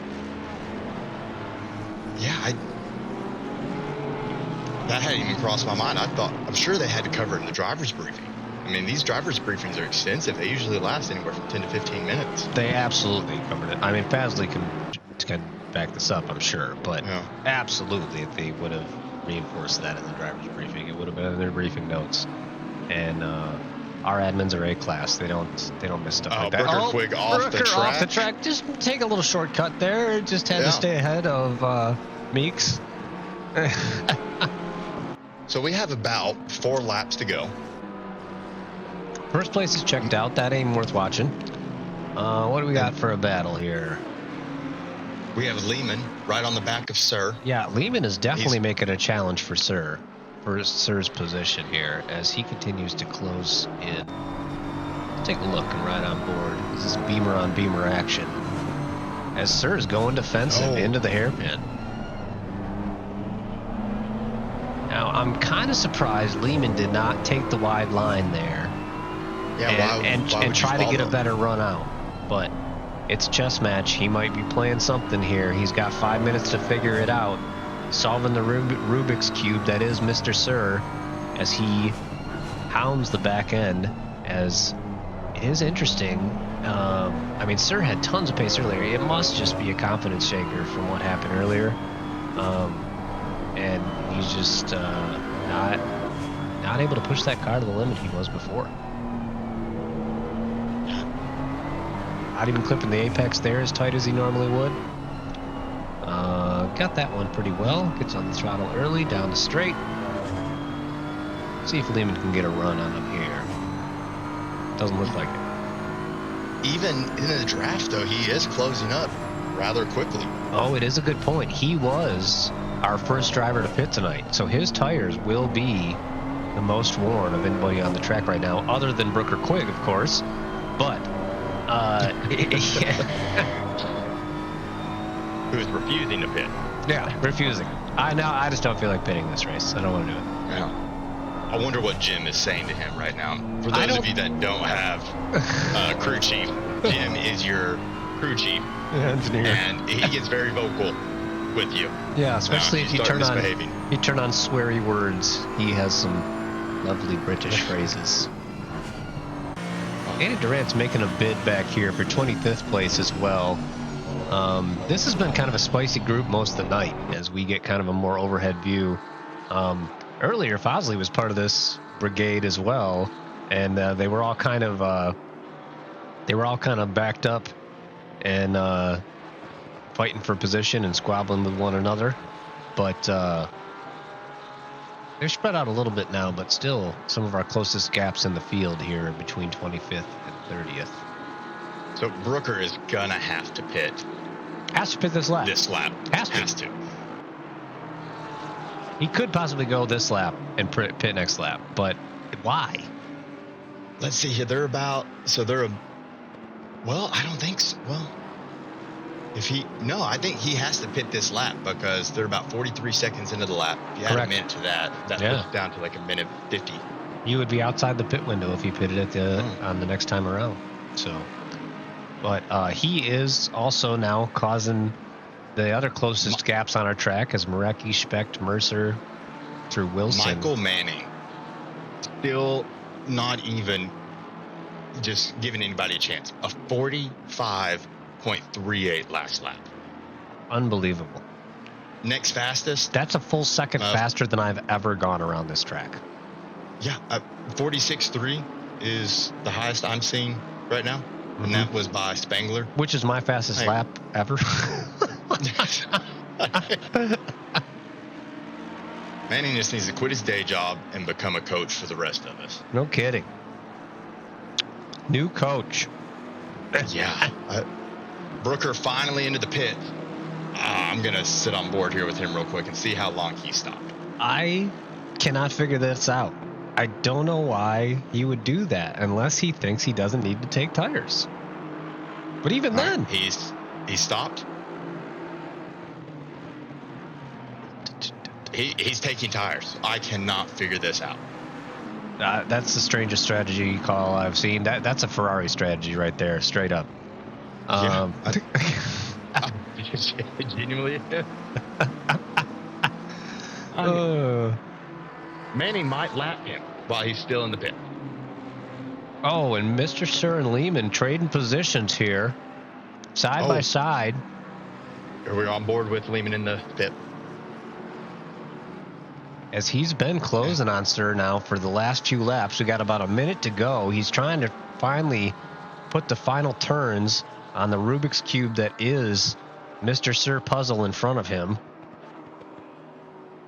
Boy, he has been awful close to the back of that BMW, and Sir has got to be just nursing those tires now at this point, with close to 40 minutes of wear on them. And Michael Manning starts our last lap tonight. Let's see if, Nixon and O'Brien both are right on the tail of Lehman. So and Cassis has been brought into this, and so is Cran. Spicy. We have from 5th to 9th. So Spangler, you can add that up and barely get a second. Spangler, a distant second place to Manning. Nordstrom, about 5 seconds back from there. Mr. Sir, about 5 seconds back from there. But then from 4th to 9th place, we've got anything could happen here, folks. They're all within a half second of each other. Wow. Those Audis drop back a little bit, but are brought back into the frame now. They are followed closely by our Mercedes and a Ferrari. So we have just about all the makes and models represented except the Porsche here in this battle train. Yeah, you'd have to go up to Nordstrom in 3rd or Boardman back in 21st to get a Porsche, but everybody else is covered here. And we didn't see any Honda action tonight because Alvarado doesn't look like he made this race. It doesn't look like his teammate made it either. I wonder if they will drop off the Honda. Yeah, they will drop from the points quite a bit, but this could be their drop week too, so that'll sort itself out of the 4th week. But as we start our final lap, looks like Manning's about ready to cross the finish line and win this race. So we will keep an eye on this battle. As here comes Manning, across the finish line, our race winner, and right now, series championship leader. As Spangler brings it home in second place, as he rounds the final corner this far behind our leader. Yes, he is finishing second place. You read that correctly. Nordstrom coming in just a little ways behind him. And then we have this battle, but Lehman was not able to make it stick. Mr. Sir able to hold on with the worn out tires after racing so hard to try to get around Nordstrom, making that little mistake. And the whole gaggle finishes behind him. Looks like the smoke in the air as everybody comes across. We got Sir, Lehman, Nixon, O'Brien, Pimbers, Casas, Cran, Robinson, Meeks. All of them pile in here. We got a couple more close gaps as people make last-ditch efforts to improve their position around the final corners. Looks like this is going to finish up with Boardman ahead of Louis. Ryder is going to finish up just ahead of Durant's here as we watch that battle for most of the evening. And Brooker Quigg entering the 3rd sector. And Koa did finish ahead of Brooker, as we guessed. Brooker Quigg bringing it home in last place after the very puzzling pit strategy that we saw from him tonight. Not sure what he was thinking there, but well, that's about it for our race action tonight, folks. We will try to drag some people in for interviews. Thanks for tuning in this evening. It was fantastic to have you with us. Stick around as we get some driver views on what they got up to tonight. It should be a rousing story from some. Should we get the boring story out of the way first with Mr. Manning? My only question for Mr. Manning is, how did he stay focused for 34 laps? It's true.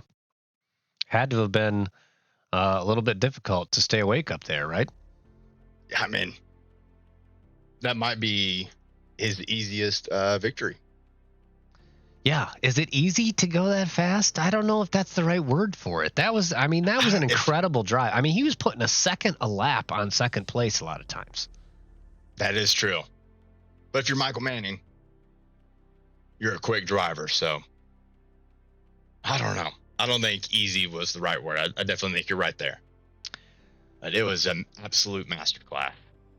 Good call in the chat. It was not a highly incident-filled race. I think the most questionable incident we really saw was when Mr. Sir got into the back of Nordstrom, and that was just because they were racing so hard. It wasn't like he made a terrible, terrible blunder.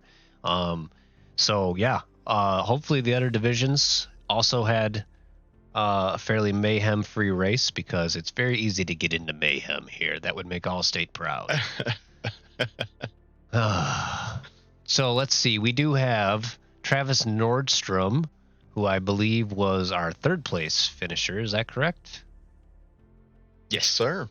So Jess Spangler, our second place finisher, and Travis Nordstrom are in the chat right now. I don't even see our race winner in the chat anywhere. So let's go ahead and grab our second place, Mr. Jeff Spangler, and see if we can move him in for a race interview right now. Jeff Spangler, it's Dudley Do right here in the booth. Can you hear us all right?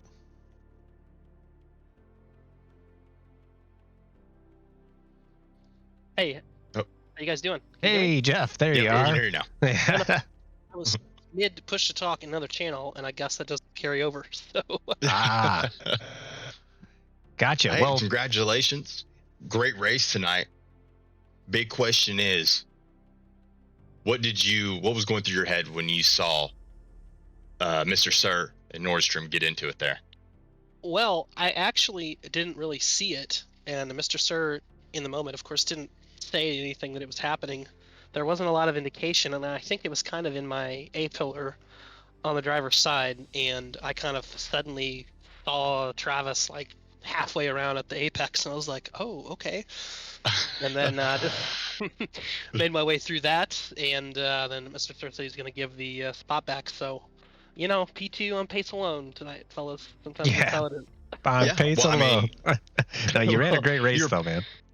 Yeah, your pace was great even after Nordstrom had that incident, and it wasn't a big incident either. So it's not like Nordstrom had a lot of damage on his car. You were still able to maintain that gap. So I think your pace was right on the money tonight. Yeah, appreciate that. Yeah, after that happened, I just tried to focus on putting my head down and putting in as consistent laps as I could and keeping that gap in case something happened. So, but I mean, Michael was on a completely different planet this whole week. So, I just didn't want to screw up. And at Snetterton, that's half the battle, Don't get killed by somebody. Don't crash yourself out, which I actually almost did on the last corner, pushing for a lap time, second to last lap. Oh, wow. Easy to do on this track, right? It really is. This track just reaches out and gets you sometimes. You swear you're driving the same line lap after lap, and it's like, surprise, there's a sharp edge there. No clean lap for you. So bouncing over those curbs in just a little bit different way, right? Yeah, it's crazy. I'm happy that I probably won't have to race here for another year, so that seems to be how it is at Snetterton. Yeah. As far as pit strategy goes, was it always the plan to kind of pit right before that 30-minute window because you had the high fuel and it just made more sense to, put the tires on, be able to push a little bit harder for that remaining 30-ish minutes? Yeah, I was running pretty consistent pace, and I really wasn't able to catch Mr. Sir or Travis in front of me, and then Mr. Sir pitted, and then Travis pitted to cover him off, and I was like, okay, well, I don't want to get right back in the thick of that, so I had clear track in front of me, no lap traffic or anything like that. And just kept going. And actually on comms, Mr. Sir said something about like Travis crashed or something. I think he just went wide, but he used the word crashed. And so I was like, okay, time to come in, like if that's gonna be hopefully P3. And then he was like, oh no, he's still there, and I was like, oh crap, well at least it's halfway through, so I would have a tire advantage. But even so, I mean, a great pace for those guys. It's a shame that they got in the incident that they got into, but hey, worked out great for you. Yeah. You'll have to kill me twice. Yeah. Yeah, it was fantastic racing from them for most of the race. And yeah, like you said, unfortunately, it kind of had to end that way. But great result for you, and fantastic. It takes being there to be able to capitalize on those things. So fantastic job. Looking forward. What do you think about Paul Card next week? Haven't been there in a while. I don't think I've ever. don't think I've ever really driven the McLaren there. Well, actually, you know what?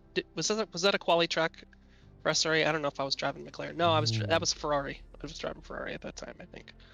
But yeah, no, it's a really fun track. A lot more forgiving, like Snetterton here. So definitely looking forward to that. And yeah, just happy to have just an absolute great start to this season. Yeah, man, fantastic. We're going to go from a track with grass on every edge to pavement all over the place. So a little bit different departure. But anybody you want to give a shout out to here while you're up on the podium? Yeah, shout out to Kelvin. He had a bit of a rough race, but Kelvin's coming into grips with the McLaren, and I think he's going to have a good rest of the season. Obviously, shout out to Michael, mega race from him today, and just really happy to have him and Mr. Sir with us at Madhouse Racing this season. Fantastic, man. Well, congrats again, man, and we'll let you get back to your race chat. All right, take care, guys. Thanks. You too. Congratulations again. All right. That was Jeff Spangler, your second place finisher after incident between the other second and third place. And so that moved our next interviewee, which is Travis Nordstrom, moved him down to third place, our last season champion. Let's go ahead and move him in the chat and see what he has to say after this race. Travis Nordstrom, you got Dudley Do-Right and Maxie Poe. Can you hear us in the booth here? Yes, I can. Hey, man. Looks like you had a fairly good race going out there. Tell us what it looked like from your perspective. Yeah, qualifying was pretty decent. It was the race that really my pace. I just felt like I had no pace in the Porsche compared to the BMW. I don't think there was like a single corner other than 2 hairpins where I felt like I had any sort of advantage on them. So it was just like battling for my life out there. Yeah, it definitely looked like you were battling for your life there, but you never gave that BMW an inch. You hugged the apex, had great exit speeds the entire time. I mean, just ice in your veins this entire race. So congratulations. That little incident, hate to bring it up, but what, from your angle, did it just look like the Beamer was too late on the brakes, or was there something else? I don't think it was anything else other than that. I mean, the problem was the Porsche's brakes here really sucked. Like he was braking like 20 meters after me every single corner. Yeah, we noticed. I was like, I guess he just it's really hard to pay attention to that and for a whole 60 minutes. So I think it was just a small minor mistake from him. Couldn't do anything more about it after he realized what was going on. As soon as you start locking up your brakes like that, it's over. So yeah, just really unfortunate because I felt like I maybe could have kept him behind for second. Obviously, it would be really tough it was going to continue to be tough if that hadn't happened because of how much pressure he was putting me under. But yeah, it's just kind of a shame that. Well, it's funny you say that because honestly, I think you would have had no problem shortly after that because his tires fell off a lot. Being the first guy to pit, he was struggling with pace a lot and actually almost lost fourth place by the end of the race. Yeah. So yeah, I don't know if that was it might have been his damage, front damage might have been worse than my rear damage or something. I don't know. Could have been too. It was kind of surprising to see that pace difference because I did pull a pretty decent gap on him. It was about 5 seconds by the end of the race. Yeah, I just don't know where that came from. Like I said, maybe it was a difference in the damage. Maybe his front downforce was a little bit more important than my rear downforce or something like that. It definitely looked that way because I think it was Lehman following him in fifth place. Yep. And down the straightaways, Lehman was making up a significant amount of time. Yeah. So yeah, I think you're spot on there. Yeah, it was only about a second of damage for me, but maybe it was worse for him, and maybe that second of damage in the front is what caused that. But I don't know. You'd have to talk to him, I guess. Could be. It's all speculation. Unfortunately, he didn't make the podium, so he's not on our interview list. But perhaps we could get some info from him. But fantastic job again on finishing third place, man. Great effort through the race. As Maxie said, you put it inch perfect to keep ahead of Mr. Surf for the majority of the race, and ultimately did stay ahead of him at the end of the race. Anybody you want to give a shout out to while you're up here on the podium? Sure. My teammate Tyler couldn't make it today. I guess he got sick at the very end, but he put a lot of, I think he ended up with like having food poisoning, I think. So. Oh, geez. no. So yeah, he was not able to race tonight, but he was running some pretty good quali laps. He improved quite a bit over the 2 weeks that we had to practice. So, sucks for him, but next race will hopefully he'll be here and be healthy. So. Yeah, how do you think the Porsche is going to do at Paul Ricard? I know it's a pretty power hungry track, which is. Yeah, I'm not looking forward to that. If I have the BMW behind me at Paul Ricard, I'm not going to be able to keep it. A different story. Over with, Yeah, right? completely different story. And Sector 2, though, those like long sweeping right-handers at the beginning of Sector 2 after the straight. The last time we did this early in 1.9, it just killed the Porsche's tires. They were gone by the end of it. And the setups have improved a lot since then, and the tire wear has improved a lot since then because I think Kuno's put some fixes for tire wear just to make it a little bit less wear. So I'm feeling okay, but yeah, I'm not really looking forward to having any of those front engine cars behind me on the straights. You're just gonna have to stick it on pole and leave everybody in the dust. It sounds like. Sounds like a plan. Yeah, I'll go for that. You're not super easy plan. Yeah. I mean, you're not wearing the 1 on your name for any other reason than to keep doing stuff like that, right? So. Yeah. Well, keep it up, man. Congrats again, and we'll send you back to the race chat. All right, thank you guys. All right, that was your 3rd place finisher after a little bit of an incident, bumped him from 2nd place, and he rounded out the podium. We still have yet to interview our race winner, so let's pull him in here and get what must have been a very boring view from the front of the race. Michael Manning. We got Dudley Do-Right and Maxie Poe here in the booth. Can you hear us all right? Yes, sir. Wow, man. What a master class you just put on for this Division 1 race. What's the secret sauce, man? That was incredible. Lot of laps. The pace always felt there. The first laps I did in this car, it felt great. But yeah, it just felt great. I just kept on putting in more laps every night. Time just kept on crawling down. So just needed to do the laps I've been doing all week. I didn't need to do anything special this race. I just needed to do what I've been doing, and that's all. So no worries about the post-race inspection then on your car. No, I had one hairy moment. I got a little bit sideways, kind of early on in the race. That was a little scary. And then I was trying to take it easy in the pit, but I managed to just completely miss my box. Yeah, well, a lot of people it seems doing like that. a lot of people were having that issue. The bumps are not it. I practiced in a ton of sessions to make sure I could hit my box every single time, and I just couldn't do it here. It just depends where your box is, right? I mean, yeah.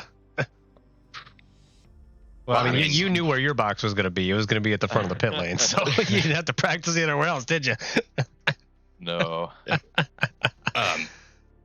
So I know a lot of viewers at home, they see drivers win by these large margins, and they just think, oh, it must have been easier, must have been boring for them.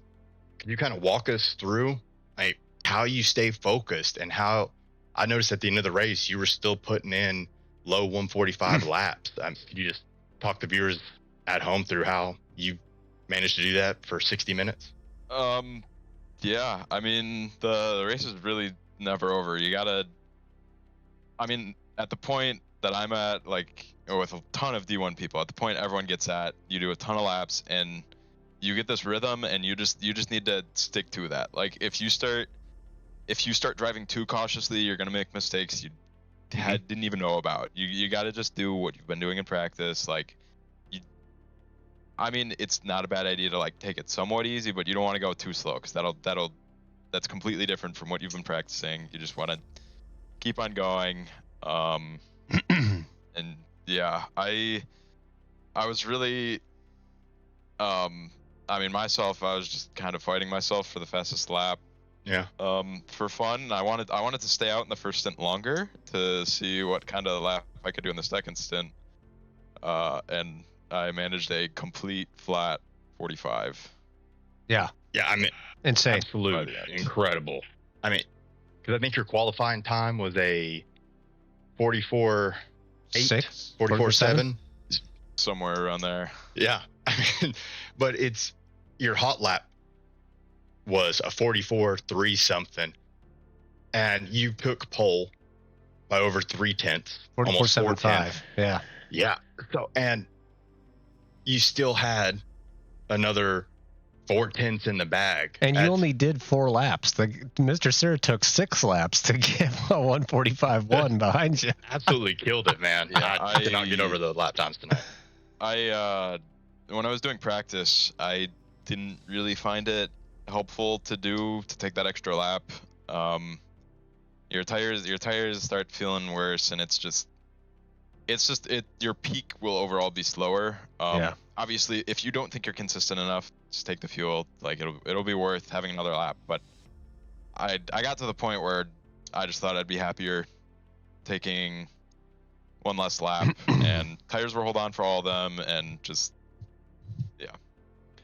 Well, fantastic job, man. Absolutely masterclass of racing tonight. You're a machine right now. You're winning everything, man, and it's a pleasure to watch. So keep it up. Anybody you want to shout out while you're here on the top step? I will shout out Mr. Sir and Jeff Spangler. It's unfortunate what happened, but it's really Mr. Sir's pace was great. Going into turn 1, I think I just stabbed the brakes a little bit harder than he was expecting. Just threw him off, and then that was that. Because I know his pace was crazy, and it's just a little unfortunate, but it is what it is. And Spangler still got the second though, so. Yeah, and then Spangler got second. I mean, after Nordstrom and Sir were battling over it for the whole race, basically. Right. Yeah. Yeah, it was fantastic to watch them for most of the evening. What do you think? What do you think next week's going to bring at Paul Ricard? I love Paul Ricard. It's always been a favorite track of mine. Oh, geez, you thought he was fast here, folks. He loves the next track. I have never done a race at Snetterton before this race. Oh my gosh! So we're talking 3 out of 3. Then is that what you're saying? Are you going to even give anybody else a chance? 3-peat. The BMW has always been great in a straight line. That's just a fact about it. So honestly, just got to focus on race pace. I as long as I quali somewhat well,